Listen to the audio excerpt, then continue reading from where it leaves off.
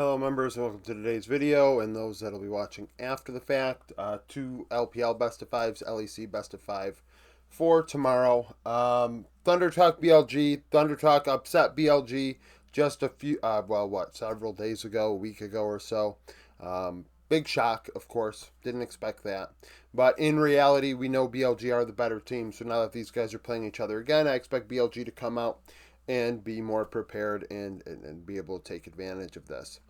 I'm going to take BLG 3-1. Now, why am I of the belief that BLG end up beating Thunder Talk after Thunder Talk just beat them? Well, in the end, you kind of just got to say, well, Bin is definitely better than Hoya. I'm going to have to assume Bin had a bad day. Pretty safe to say. Beishwan and Wei. Beishwan is a very fucking good player in a carry-oriented meta, and that's kind of what he can provide. So, I mean, that is kind of the threat from Thunder Talk towards BLG. Beishwan could probably outperform Wei if Wei starts to struggle and Beishwan plays at his best. I entirely see that as a possibility. As far as the bot side of the Rift is concerned, BLG are better. Thunder Talk's bot lane duo of 1x and Feather have played extremely well, and I believe that they can continue to develop, and Thunder Talk could be a team that we see in playoffs in summer being somebody that, hey, we have to respect this team. Is there a chance? Possibly, depending on meta. But right now, I'm taking BLG 3-1. I mean, Knight's too good, Elk is too good, and Bin is too good. Nip and Top Esports. Now, Top Esports just beat IG 3-1. I thought IG would win that 1-3-2, so that is what it is. Nip losing to Anyone's Legend. I mean, I thought Nip would win that one. I thought Nip's champion pools would make a difference, but in the end, Game 5, Anyone's Legend pulls out the win. So, what do I say? I thought Nip was going to win. I thought Top were going to lose. The opposite things happened. In terms of champion pool, Doonby, of course, is a champion Ocean, and Cream has to be prepared for that. But in the end, that's something like Doonby is not going to crush Cream, if you will. Like, Doonby does not, although he won MVP,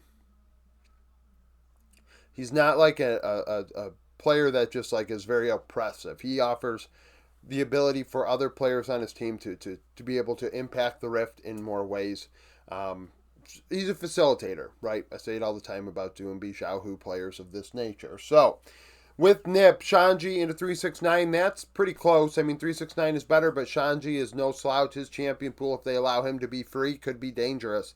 It's just people really don't let Shanji be free anymore. Aki and Kanavi. Kanavi wipes the floor with Aki, which is a big difference in this matchup. And then the bot lane duos of Jackie Love Crisp and Deleve and PP God. I'm taking Jackie Love and Crisp combined in that one. In the end, Anyone's Legend beat Nip. I think Anyone's Legend and Top Esports are very similar in terms of in terms of makeup and ability. And Nip is a different type of team than those two because of the factor that Doonby offers that these two don't. But then at the same time, Doonby quite doesn't offer what those teams do, if that makes sense. Like, yeah, you could say, well, Cream and Shanks don't offer that facilitator mindset that Doonby does. Yes, but Doonby isn't quite a carry like those two can be. So I'm going Top Esports 3-2.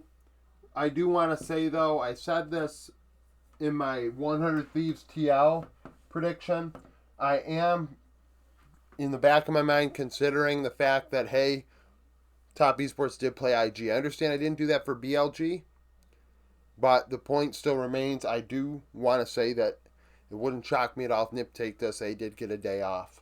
KC G2. KC are winning games with the wrong steps being taken, essentially, in my opinion. Their Baron control is absolutely atrocious, and their objective control is very mid outside of that.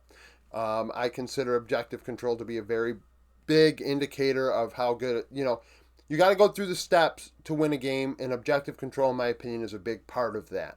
Now, other teams inting their face off, losing team fights and losing games and not taking advantage of their opportunities, yeah, sure, you can be advantageous and opportunistic as a team and find wins that way. G2, in my opinion, are not the type of team that if you give them Baron, they're going to throw the game afterwards. That's just not how I view G2. Now, in this matchup, I'd like BB over Case over Kana. Jungle, Yike is better than Skuman. Caps, of course, is better than Vladi. That's no even up for discussion. And then the bot lane duos of Hansama, Labrav, and Kalist and Targamas, I would say, are G2 favored. And in the end, you really can't go against Caps. So, with this in mind, I'm going G2 3-1 because you really can't go against Caps. You can't say, G2 aren't going to have some interesting drafts. They're going to. They're going to have some, they're going to pull shit out, and KC are going to have to be ready for it. And for these young players in Vladi and